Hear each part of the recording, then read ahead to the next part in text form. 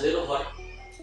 আপনারা কি জানেন যে বাচ্চাদের ডায়াবেটিস আর বড়দের ডায়াবেটিস সম্পূর্ণরূপে আলাদা, এবং সম্পূর্ণরূপে আলাদা হওয়ার জন্য এদের চিকিৎসাও সম্পূর্ণরূপে আলাদা।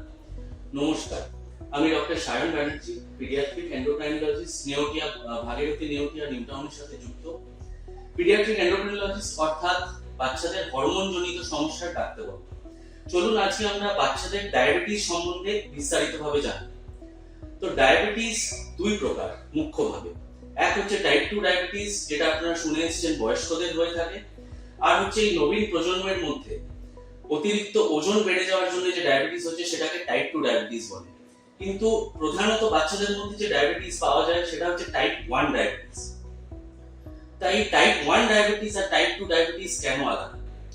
টাইপ 2 ডায়াবেটিসে ইনসুলিন তৈরি হয় কিন্তু ইনসুলিন কাজ করতে পারে না। কিন্তু টাইপ 1 ডায়াবেটিস যেটা বাচ্চাদের প্রধানত হয় তাতে ইনসুলিন তৈরিই হয় না। তাই এর চিকিৎসা দুটো সম্পূর্ণরূপে আলাদা। টাইপ 2 ডায়াবেটিসে আমরা মুখের ওষুধ দিয়ে ইনসুলিনকে কাজ করতে বাধ্য করতে পারি, কিন্তু টাইপ 1 ডায়াবেটিসে শুধুমাত্র ইনসুলিন দিতে হয়, এবং ইনসুলিন না দিলে কিন্তু এটা বাচ্চার জন্য প্রাণঘাতী পর্যন্ত হয়ে যেতে পারে। তাই এই রোগ আমরা কি করে জানতে পারি? এই রোগ কিন্তু মেঘ না চাইতে বৃষ্টির মতো করে আবির্ভূত হয়।